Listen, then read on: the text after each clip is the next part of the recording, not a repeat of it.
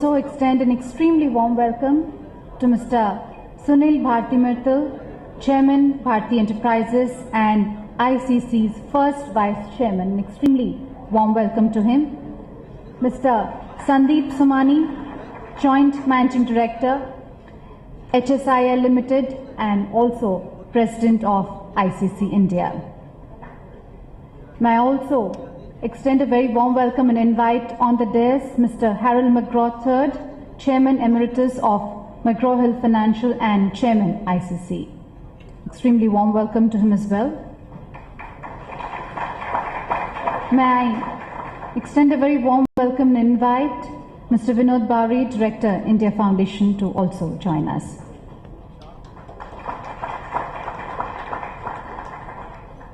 Ladies and gentlemen, may I now kindly request you to rise for the national anthem.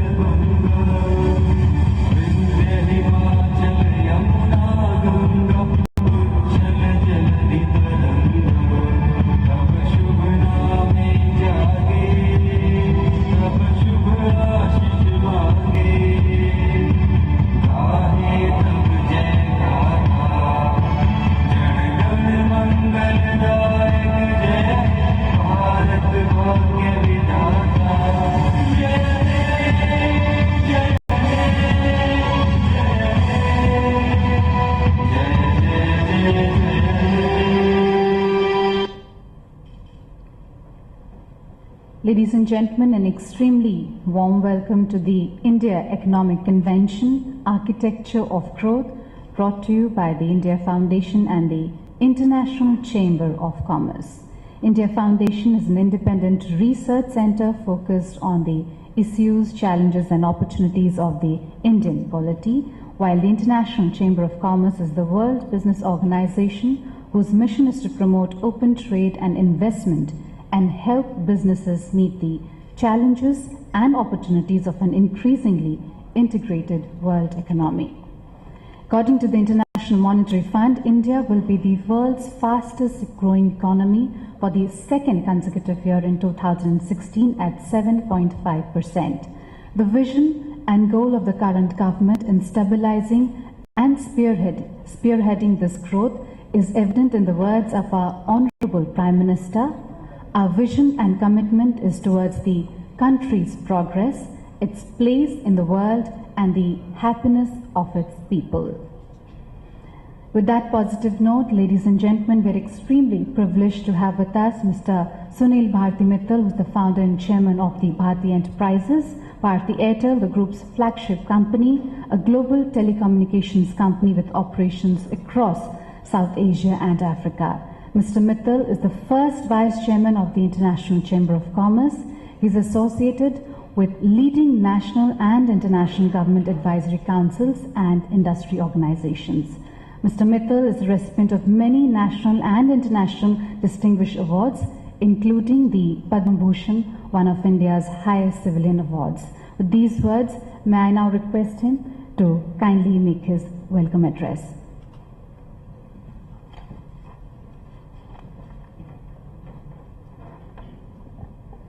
A very good morning to all of you. I'm delighted to welcome you here today at the India Economic Convention, an event which has been organized jointly by ICC and India Foundation. This particular event couldn't have come at a more appropriate time when the globe is going through paradigm shifts of an order that have not been witnessed in many decades. From the last 10 years of emerging markets showing a growth rates between 6 and 8%, suddenly we see a lot of turbulence that is developing amongst even the emerging markets. On the other hand, as Europe slows down, China has become a big issue on the world agenda. The strong engine of growth that was leading the entire globe, China has certainly slowed down.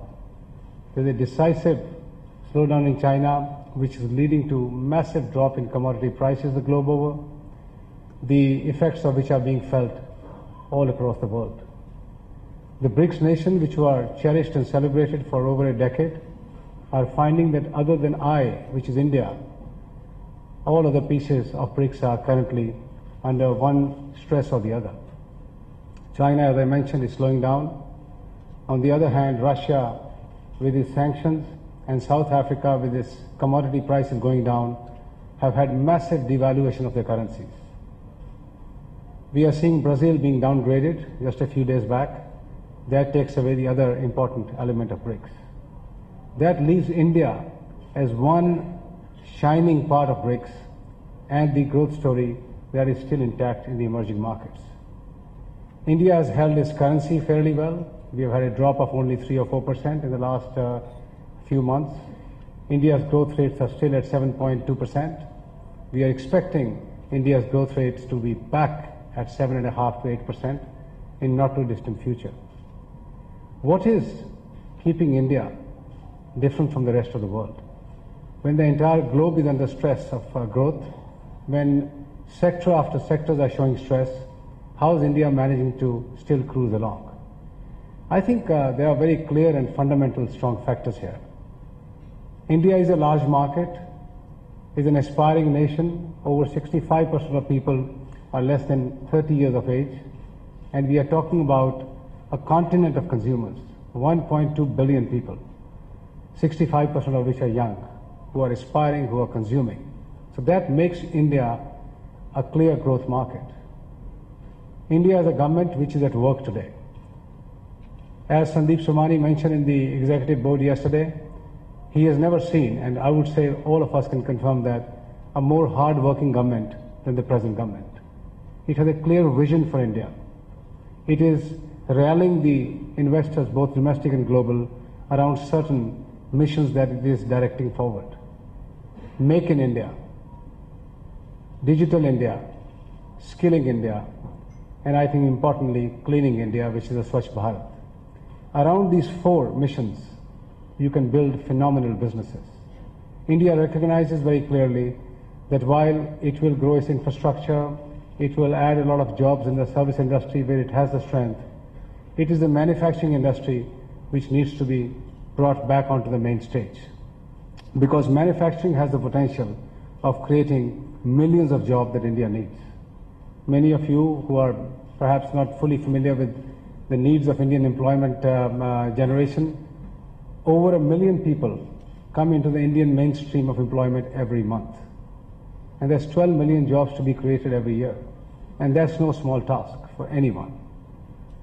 The government is very clear that on one hand, we will make this country a clearly knowledge-based society. Therefore, Digital India, we have to connect this country through a broadband network that is required to go across the nation, not only just in the urban centers, but into the length and breadth of villages and rural area to connect all the people. On the other hand, we will fire up the manufacturing engine, the programs around Skilling India, which are extremely important, and finally, building India's infrastructure, all put together, will, to my mind, generate the economic momentum that we need. So, one part of the equation that we need a clear policy making, we need a government which is looking towards making business easy to be done in India. The other part of the equation is all of us assembled here today, the investors, both global and Indian. We need to commit ourselves to make significant investments here. The good news is both the Indian and the global investors are taking note of Indian opportunity. Last year, $44 billion came through FDI in India. First quarter of this year has already witnessed over $12 billion that has come into the country, which means on an exit basis, if you were to extrapolate, we could be hitting about $50 billion of money coming into India. Given that China and many other countries are slowing down, this amount could even be higher. Opportunity is big. Other places to invest are getting rather limited. And I would therefore encourage all our visitors who are here from the globe, investors, business people, members of the ICC, my colleagues on the executive board, all of them to concentrate and look at opportunities around these missions here in India. Let me conclude by saying to the Finance Minister who is here today with us, we have the Minister of State of Finance, Mr. Jayant Sinha. We will soon be joined by the Finance Minister, Mr. Jaitley, that ICC is a body which is committed to growth of trade. When Mr. Jaitley was in Turkey just last week, ICC was right there alongside through IBAC and through the B20. ICC is giving leadership in that particular area to ensure that the final draft that comes through in November in Turkey for the G20, B20 meet finds the voice of the business and industry into the final statement that comes out of that particular G20 mission. ICC is a nearly 100-year-old organization. 1919 was the time when it was founded. It has over 130 countries as its members and millions of members within those 130 countries. It therefore truly is the World Business Organization, and many of you are already aware of its Court of Arbitration, which still remains as the most premium and sought-after arbitration body in the world. Along with India Foundation, which is focused on development of India, which is focused on showcasing India's economic opportunities, I'm delighted that we could put this convention together. And during the day and the course of the day, we will have many panels where a number of senior ministers will come and talk to you. There will be opportunities to ask them various questions, and I want you to make the most of it. So with these words, let me congratulate both the India Foundation and ICC organizers of having put this together, in particular Sandeep Somani and his team, which is ICC India, for having really contributed towards this event. Ladies and gentlemen, make the most of this opportunity. Thank you.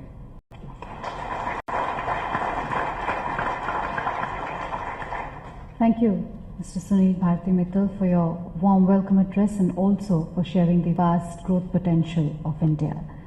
Ladies and gentlemen, we have with us Mr. Harold McGraw III, who is Chairman of the International Chamber of Commerce. He is Chairman Emeritus of the McGraw Hill Financial, one of the leading financial intelligence companies in the world. Mr. McGraw is also Chairman of the United States Council for International Business and Chairman of the U.S. President's Advisory Committee for Trade Policy and Negotiations.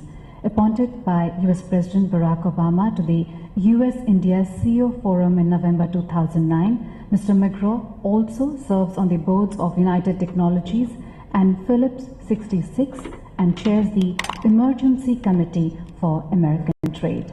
With these words, may I now request Mr. Harold McGraw III to kindly share his thoughts with us.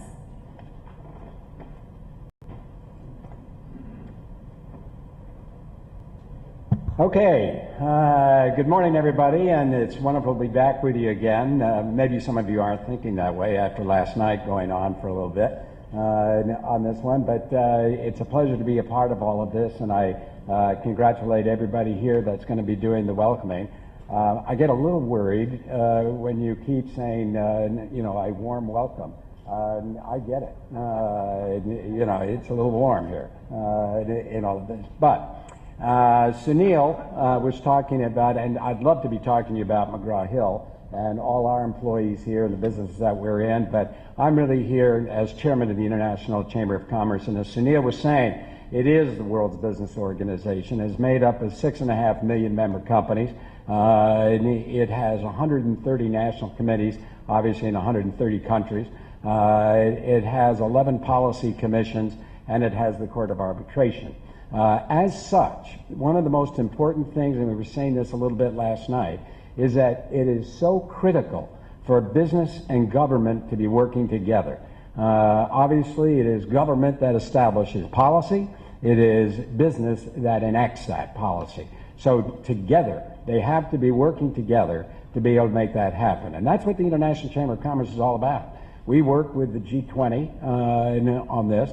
And we provide the continuity from host country to host country to host country, such that no one country has to start from the very beginning and scratch, and we can leverage our time together and to be able to set the agenda on that part. So we work very hard at being able to help establish that agenda and keep a focus and a discipline, to that part of it. So last night, when I had the opportunity to talk with you, we were really talking about India in the context of a global economy, which is critically important. We were talking about an agenda that talked about capital markets and where the financing for growth was coming from and how these capital markets are going to behave going forward and what is very important for us to be paying attention to. We talked a little bit about human capital and education. We talked about investment. Sunil mentioned that in terms of some of the foreign direct investment. How are you attracting that foreign direct investment to the benefit of India on this one? We talked about infrastructure and the importance that infrastructure takes on in terms of making doing business easier and from that standpoint. We talked about technology, and we talked about it mainly in the context of the growing importance of small and medium-sized enterprises. Nobody owns one or all of one component. Having more partners as part of a broader supply chain is very important. We also talked about trade. And my little pitch, once again, is that India is last on the World Bank's index of the BRICS in terms of trade facilitation. And India cannot be there. For India to be number one on the global economic indicators of the World Economic Forum, it needs to ratify that trade facilitation agreement, and that's going to happen this year. It needs to happen this year. So we're shifting now from a global economy and India's role within that. And this convention, for the most part, is really focused on India itself. And I really congratulate again the organizers. You see such wonderful people that are going to be presenting. You're going to see such wonderful subjects that are going to be handled here. But this is all about India's growth. Is it sustainable? How is it going to be propelled? And how are new capabilities going to come to that? We're going to talk about employment. And in large part, we're going to talk about unemployment, and especially when we start talking about our young people on this one. But make no mistake, the most important part of this convention for the next 2 days is going to be all about people. It's going to be about staff development. It's going to be about our youth. It's going to be about gender diversity. And I think the organizers of the convention did it right. We're going to talk about all of these things and all of these different panels in the context of 4 pillars. What's going right, and how do we keep it on that track? 2, what are the signs within the economy of pickup? 3rd is what's not going right, okay, and what are we going to do about it, and how are we going to focus on that? And then finally, what lies ahead in terms of the domestic economy and its role within the global economy. So I wish you all the very best, and I wish you a wonderful convention. And I think Sunil said it right. Don't miss this opportunity to raise your voice and your concerns and your wants and your needs and your wishes. It will make for a better convention. Thank you all very, very much.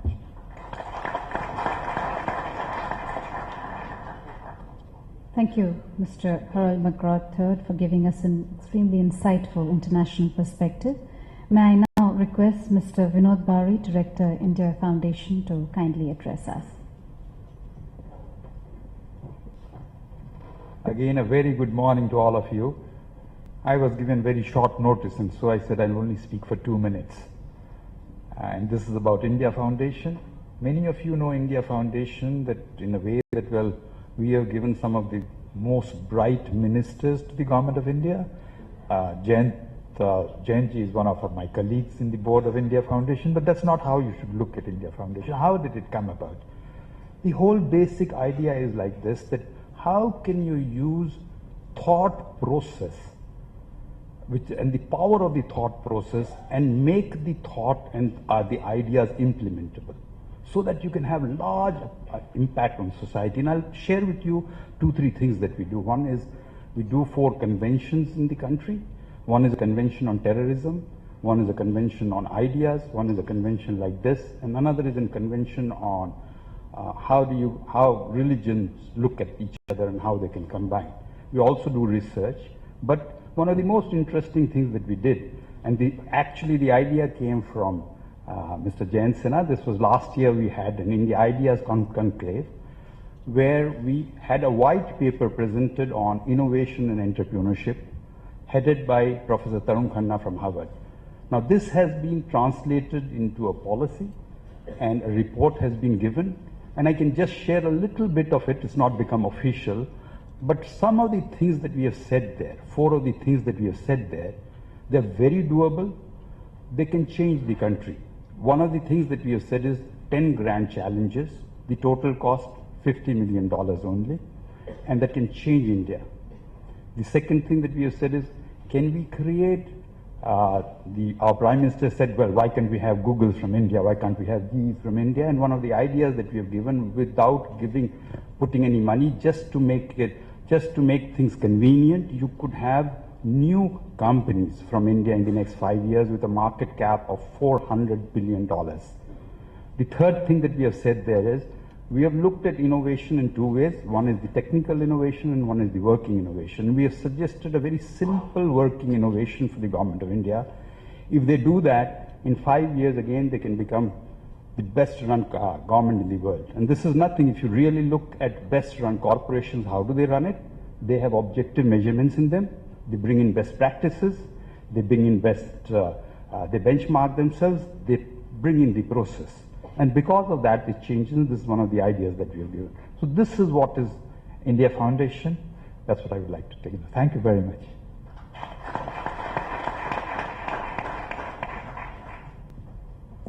Thank you, Mr. Vinod Bawri, for giving us an overview of India Foundation. He is a Minister of State for Finance, a member of Indian Parliament, and formerly an investment fund manager and management consultant. After spending over 25 years in Boston and Philadelphia as an investor and strategy consultant, life has come full circle for him. From the elite corridors of Harvard to the bylanes of the industrial town of Hazaribagh, his home constituency, this homecoming was his calling. He served as a member of 2 important parliamentary committees, the Public Accounts Committee and the Standing Committee on Finance. His business experience is any career-driven youth's aspirational dream. The corporate world's loss is India's gain. With these words, may I now request Mr. Jayant Sinha, Honorable Minister, to kindly make his welcome address.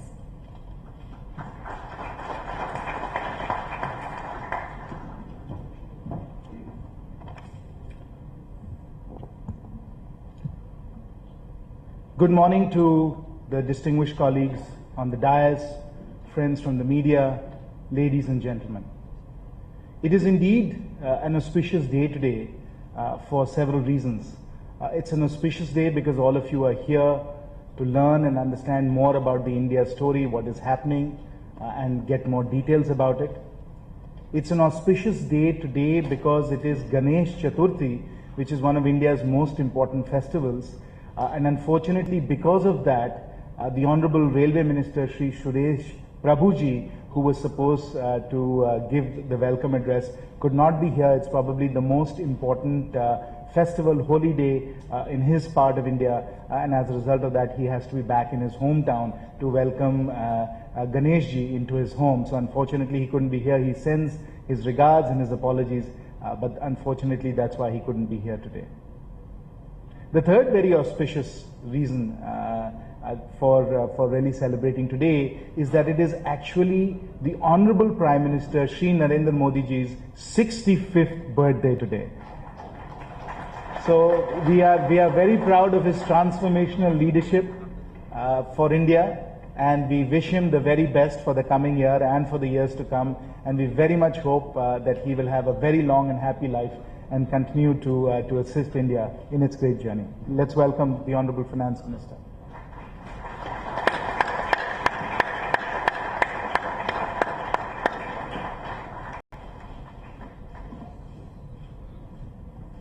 So I was just saying it's a very auspicious day today because of this gathering, but it's an auspicious day because of Ganesh Chaturthi and the Honorable Prime Minister's 65th birthday.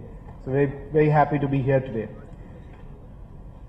Now, the convention today is titled The Architecture for Growth.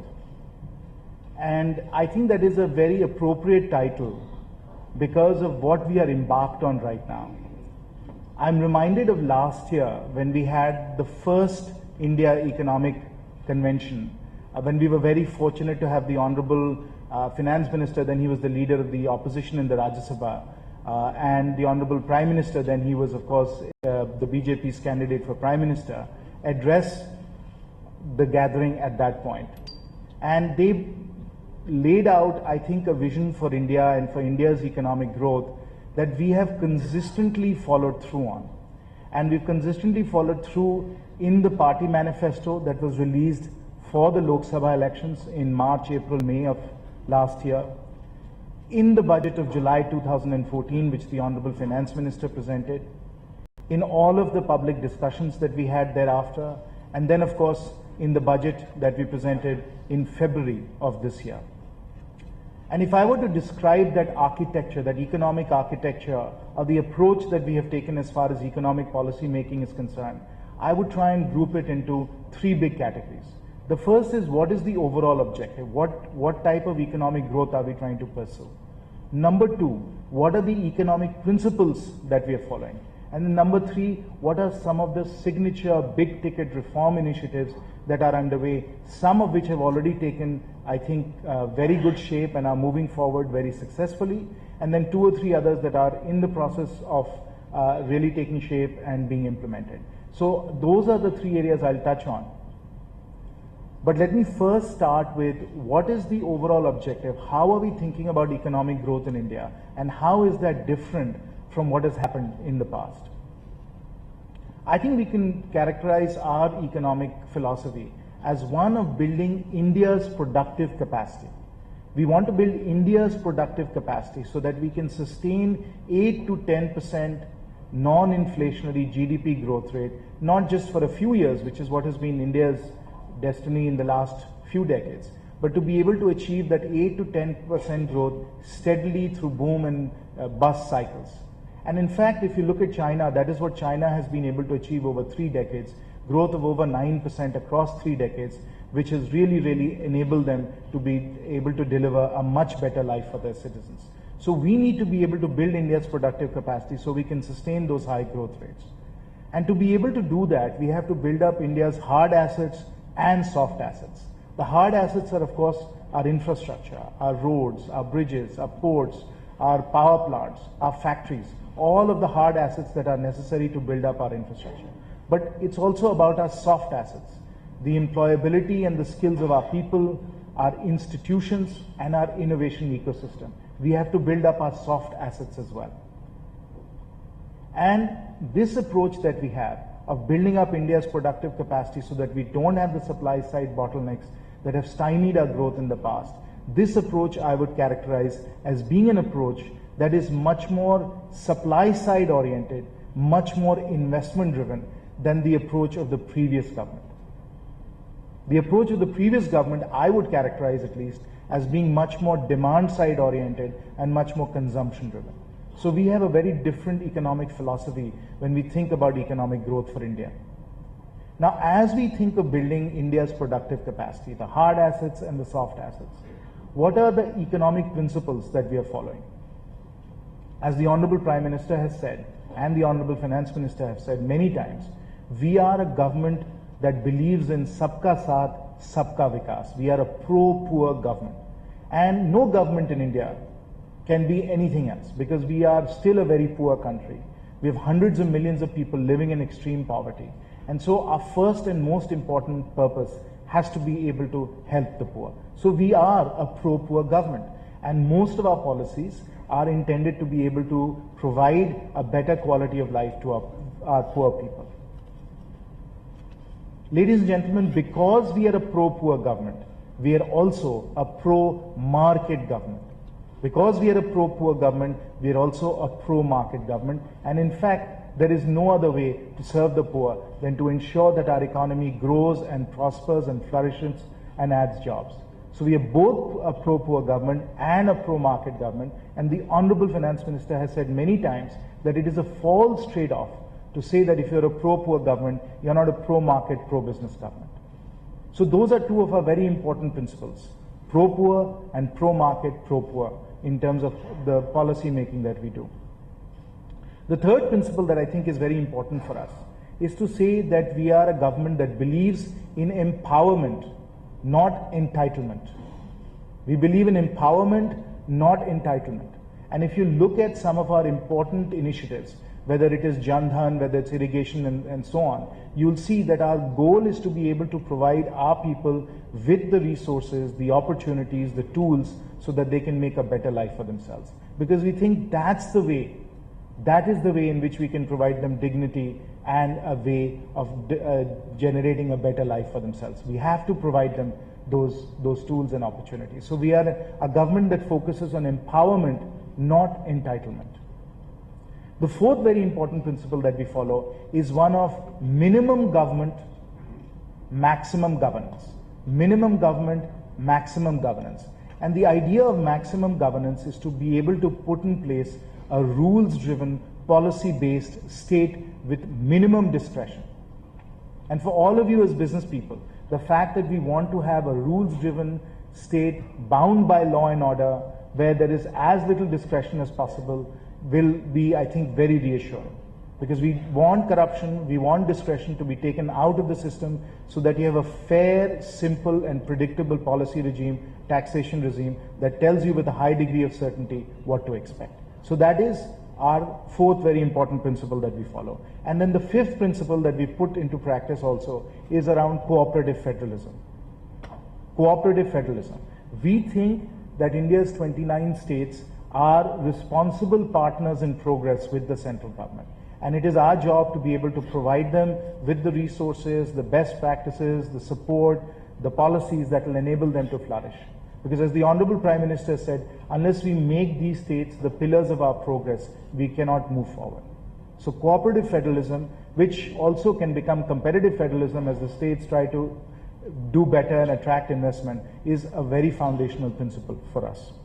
Now, with that as the overall objective, to build up India's productive capacity, and these as our important economic principles, we have launched a series of signature reforms or missions. When Mr. Mittal spoke, he mentioned some of them. I'll just highlight a few, and I can tell you these are the ones that are already making a real difference on the ground. And then there are 2 or 3 others that we are working on right now. So I'll list those, and then I'll end my statements because the Honorable Finance Minister is here, and I'm sure you all want to hear from him as well. But the 4 or 5 things that we have already launched that are making a real difference on the ground, number 1 is Jan Dhan, which is going to be translated into a platform for universal social security, which the Honorable Finance Minister had spoken about in his budget. So that's a very, very important initiative of ours that we think is truly going to be transformational, because we are going to put in place universal social security in India. Number 2, we are very focused on jobs. And what we're doing in Make in India and Skill India is really to be able to provide jobs for our young people, as Mr. Mittal described. Number 3, we are focused on agriculture. And in agriculture, what we're doing in irrigation, the soil health card, coming up with a more efficient fertilizer subsidy scheme. In agriculture, we are taking great steps forward. And then the final thing that I will say is what we are doing in terms of public investment in roads, in railways, in ports, and so on. We have ramped up public investment in this budget. Already, if you look at the numbers, you'll see that public investment this year is running 39-40% higher than last year. So this is already a reform measure, an initiative that is making a big difference on the ground. And then finally, what I think we have achieved in the last year or 18 months in terms of macro stabilization, the turnaround in the macro economy, I think is a great achievement for what we've been doing. Now we have many other important initiatives that are still in process. These include GST, which you know all about. These include what we're doing as with respect to banking reforms, NPAs, and so on. So we've got, I think, a whole host of big ticket reform measures that are going to have a tremendous impact on India's economy, on India's future, and those are the ones that we are embarked on right now. I welcome ideas and suggestions from all of you. You have great experiences from what you have seen around the world and what you think can benefit India. And so in the panel discussion that we will have later on, I'd love to be able to engage with all of you and understand from you what we could do better. But once again, thank you very much for being here this morning. It's great to have you all here, and we very much look forward to having the Honorable Finance Minister tell us about his thoughts with respect to the architecture for growth. Thank you very, very much. Thank you, Honorable Minister, Mr. Jayant Sinha. You spoke of increasing India's production capacity, building India's hard and soft assets, and being a poor and pro-market government as some of the salient measures boosting the country's economy. During his long and distinguished career, Mr. Arun Jaitley, Honorable Minister, has held several important portfolios in the National Democratic Alliance government. He is a senior advocate in the Supreme Court and a former Additional Solicitor General of India. He successfully introduced the 84th Amendment to the Constitution of India in 2002, freezing parliamentary seats until 2026. He successfully introduced the 91st Amendment to the Constitution of India in 2004, penalizing defections. He also served as a member to the Board of Governors of Asian Development Bank. He is steering forward the policies and reforms in taking India's economic growth and stability to new heights and shares his government's vision of inclusive growth for the country. A great orator with in-depth knowledge of its subjects. Ladies and gentlemen, may I now invite Honorable Minister Shri Arun Jaitley, and I request him to kindly make his inaugural address.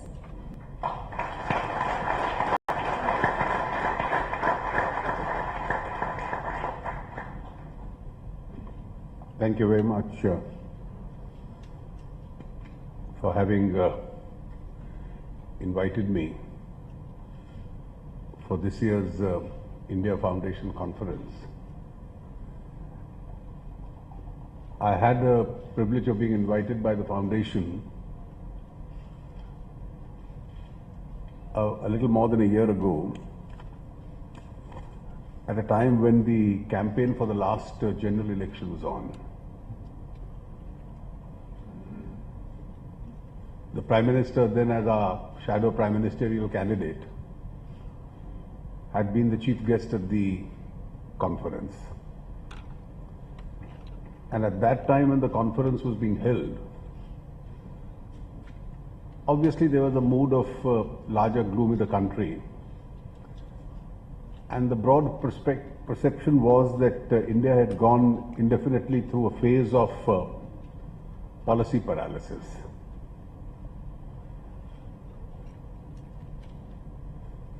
And I was recollecting from my notes as to what had gone wrong at that time was amongst the analysis that I had an opportunity to present before the audience. And I distinctly remember there was a few point analysis which had been made. And one of the analysis made was that the political model of governance in India had got skewed up because the Prime Ministerial office itself, which should be the ultimate, the last decision-making body in the country and must have the final say, had been marginalized. And decision-making had transformed itself into outside the government. The obvious impact of this was on policy making. And the drift in policy making was that the last 1 decade had gone back to those wasted decades of the 1970s and the 80s. I call them the wasted decades because the emphasis during that period, when a large part of the world which was competing with India, China for instance, several other major Asian economies, had decided to liberalize, we had decided to impose tighter controls. And therefore our emphasis during the 1970s had shifted from increased productivity and increased wealth generation into redistribution of existing resources. Now that obsolete model which the world had rejected in the 70s, but we continued to stick to it partly wholly during the 70s and partly even during the 80s. Because of the shift of the power center outside the prime ministerial office, through those power centers was reintroduced in the last decade. And that is eventually what had resulted, amongst other factors, in slowing up the growth process.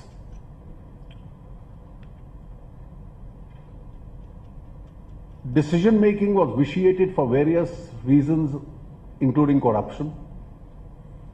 And therefore, there was a huge policy diversion which took place.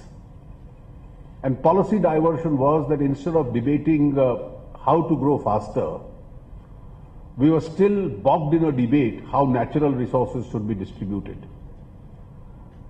Whether the governments must always have discretions, and those discretions must be exercised for colorable reasons. And investors who benefited from those dubious decisions had suffered. And eventually the system came back hard on them.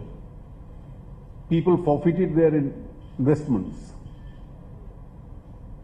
And India lost its sheen as an investment destination. Our taxation policy had offended many. And our inability to build up a larger consensus, amongst others, further paralyzed decision making. It's in the backdrop of that India had to move on. And while moving on, I think it's a tribute to the wisdom of the electorate since the last conclave of India Foundation was held, that the electorate decided to give a decisive mandate. After 30 years, India got a single party majority government, though we are still a coalition government and will probably continue to be one. But the internal pressures of government on decision making don't exist. The Prime Minister unquestionably has the last word, and no government, no finance minister can ever implement a series of changes and reforms, or any other minister for that matter, till has the full backing of the Prime Minister. And what is extremely important is the direction, even in otherwise adverse global situations, that the Indian economy has to take. And it doesn't require a great analysis or even greater academic wisdom to decide as to what direction we have to take. Facts are crystal clear. You have India's agricultural sector, very largely dependent on rain. Our rain-fed area is huge, and therefore always continues to be fragile. Its fragility is added by the fact that for 15% of our income, 55% of our population depends on it. And therefore there is a need to restructure the Indian model, the structural model, where lesser number of people have to be employed in that agriculture and more will have to be diverted into other sectors of the economy. And in order to divert more people into other sectors of the economy, you will need a fast-growing services sector. Our services sector is reasonably fast-growing. You need more urban centers, more suburban centers, which eventually do act as important engines of growth. And you'll need a very vibrant manufacturing sector. And therefore, over the next few decades, you'll have a large influx of population otherwise employed in agriculture coming into these sectors. And these sectors really must have the capacity to absorb. It's here that we must also be clear that large industry has a capacity but somewhat a limited capacity to absorb them. It's facing its own challenges. And therefore you'll have to encourage, for the purposes of generating employment, for the purposes of getting this workforce into these segments, a large number of small entrepreneurs all over the country. Jayant was just now mentioning the banking reforms package that we have implemented. And one of the reasons why we had to implement, besides internal issues of the government, where we needed to professionalize the management of the banks, where we needed to have the top managers who are completely selected for professional considerations and not otherwise, where you need to recapitalize the bank to feed some economic strength into them. Their NPAs are also on account of several factors, part of which are also attributable to external factors.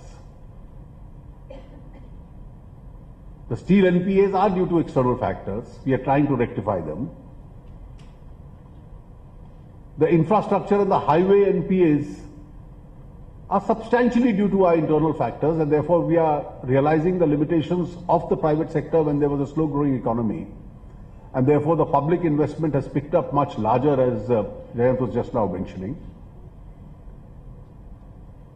And we are trying, still grappling with how to deal with the power sector once. But most of these are with the large industry. And therefore, their ability to kickstart Indian economy at this stage is tied up by several limitations. Of course, in the spheres they are doing well, they have an important role to play. And therefore, it's a large amount of public investment. It's encouraging foreign direct investment.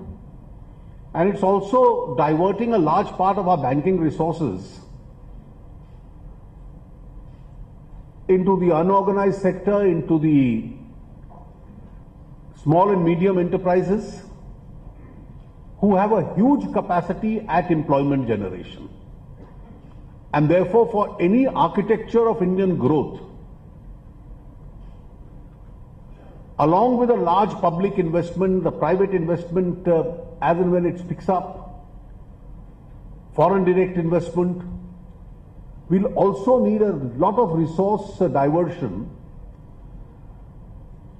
to skill India and to make these people in the unorganized sector, the small and the medium enterprises, also to start generating jobs. Kickstarting our manufacturing sector and its growth rate improving further, I think, is one of the greatest challenges to the Indian economy today. If we can handle that problem, its ability to absorb a number of people coming from rural India and adding to India's growth story is going to be much larger. Fortunately, the service sector in India has been doing well. It's always in the vicinity of a double-digit growth. And the growth in the other sectors is going to directly impact on it. It's for this reason that we've now decided our areas of the growth of architecture to concentrate first instance even on agriculture. So the soil health card, our emphasis on rural infrastructure, the 50,000 crores to be spent on the irrigation schemes. And some of the states have done exceedingly well. I must compliment the state of Andhra Pradesh yesterday, which in creating the river grid yesterday, in a period of 165 days since the new government took over, can actually change the face of a number of those drought affected areas which have been conventional in the state of Andhra Pradesh. Madhya Pradesh has done it with great ease and capacity, and that's reflected in almost a 20% growth in agriculture as far as Madhya Pradesh is concerned on an average in the last few years.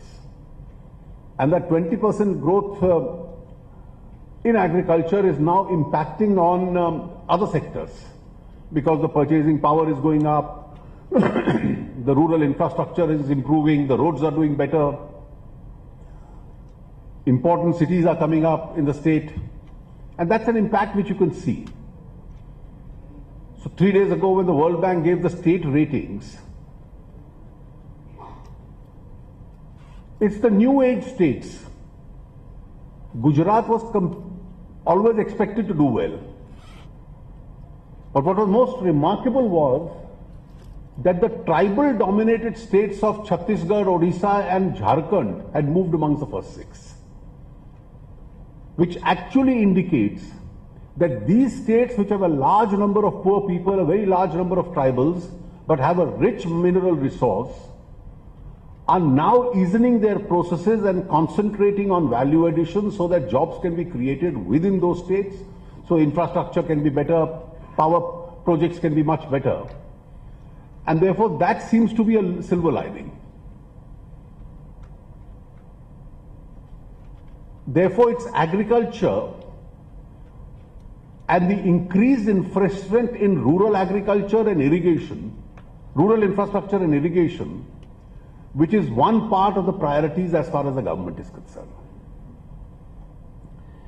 To impact on infrastructure,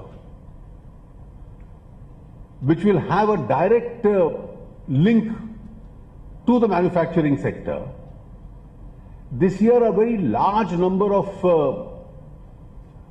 a large amount of resource, and we've used the reduction in the oil prices globally,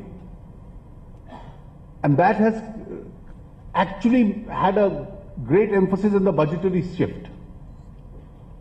So the percentage of subsidies as a part of the GDP itself has declined, and that rationalization has enabled us to shift a large part of our resource into infrastructure.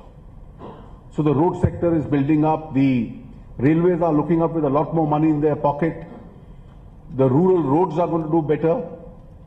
We need to move a little faster as far as seaports are concerned, and even look at the existing structure of the management through the trust system which is currently on. And these are areas which we really have to look at. In order to add to that manufacturing sector, we've been conscious of the fact that there is a need to attract investment. So when there are pressures on domestic investment, you look at public investment, you look at foreign direct investment, which has increased substantially in the last 1 year. Because without investment, there's going to be no economic activity or no additional economic activity. Because investment is always, from whichever source it comes, an important additionality of resource. After doing that, I think there are two things which are still work in progress. The first work in progress is the easing of doing businesses. I'm glad the state rankings have now come up so that states start competing with each other. Today you don't have any section of the economy which is saying, or the industry which is saying that I'm being harassed and I'm not being given permissions. Those procedures have been substantially rationalized. But then the entire regulatory system and other systems have to prepare themselves much faster for this change. Our taxation systems, our pending disputes. Now, a number of them have been put to rest, and we are trying over the next few days itself so that many others can be put to sleep, either by a judicial resolution or by an executive resolution. Natural resources, we've rationalized the system of allocations, we've done away with the controversies. There are many other reforms which we have in the pipeline. The GST reform is stuck because of political reasons. The bankruptcy code, the dispute resolution in major contracts, expeditious arbitration procedures, a public procurement laws, and these are all which we've been trying to put on track. In a situation where there is turmoil almost by the day as far as global markets are concerned, we are trying to make the fundamentals of our own economy a little sound so that our own ability to resist these changes can substantially improve. And once we are able to walk on this growth track, I'm quite certain the architecture for growth for India would be settled strong and deep. Thank you very much.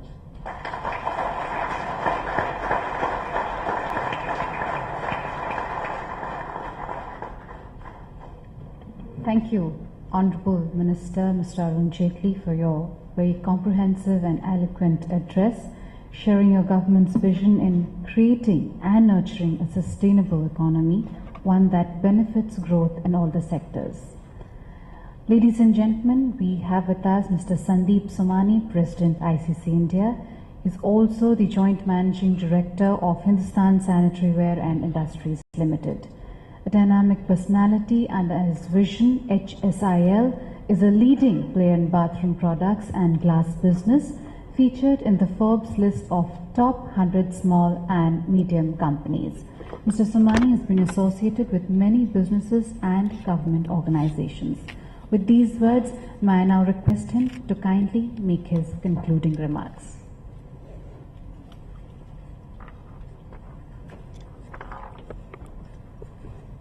Honorable Finance Minister Shri Jaitley, Honorable Minister of State for Finance Shri Jayant Sinha, Mr. Harold McGraw III and Mr. Sunil Mittal. You know, I was listening very carefully to the Honorable Ministers, and in earlier times I remember we used to have a long wish list which we would try and put politely across. But now, sirs, what you say is what we desire. You have already run through what your roadmap for India is. And when I hear words like pro-market used with pro-poor, it is a resounding note that we are on the right track. Supply side constraints being removed, working on the supply side rather than the compression of the demand, which was the earlier approach, which doesn't work in today's day and age. There is very little, sir, for me to say. We can only say that, sir, we have a absolutely dynamic, brilliant, very hard-working and driven Prime Minister, and I think the country is blessed that he is, at this stage, our leader of the country. As we all agree, the world is at a turbulent stage.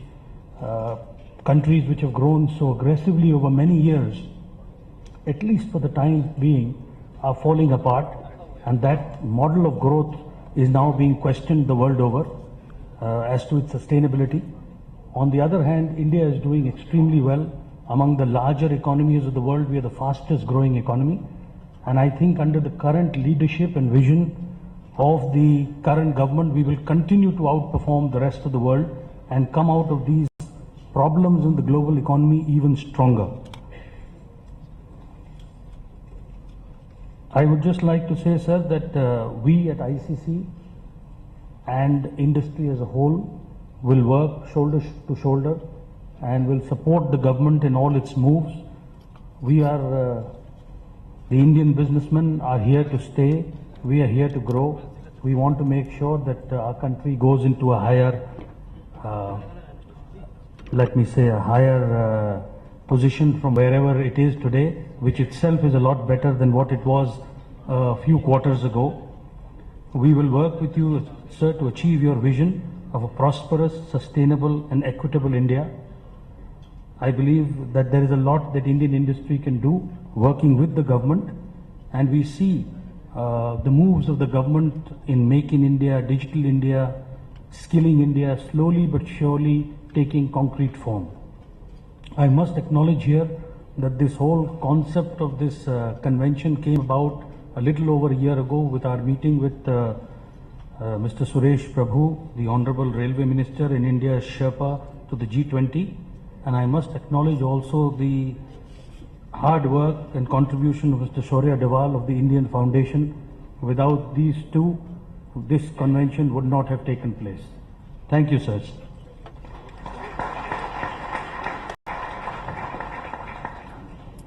Thank you, Mr. Somani, for your concluding remarks. Ladies and gentlemen, before we conclude, we'd like to felicitate our esteemed dignitaries. And to do the honors, may I kindly request Mr. Vinod Bharti to kindly present a memento to Mr. Arun Jaitley, Honorable Minister. Thank you indeed for being here with us and for your gracious presence and time.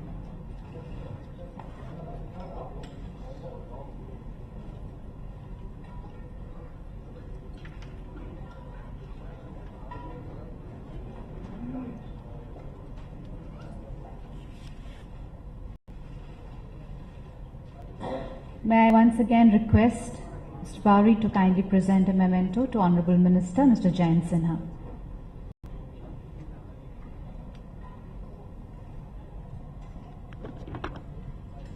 And may I now request him to kindly present a memento to Mr. Sunil Bharti Mittal.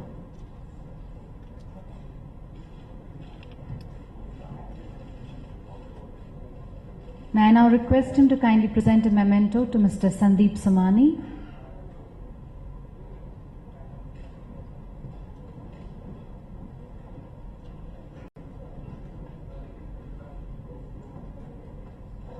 And also request Mr. Bharti to kindly present a memento to Mr. Harold McGraw III.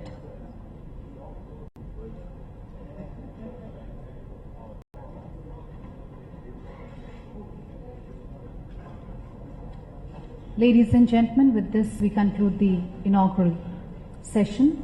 Once again, we express a heartfelt thanks to Honorable Minister Mr. Arun Jaitley and Mr. Jayant Sinha for being here with us.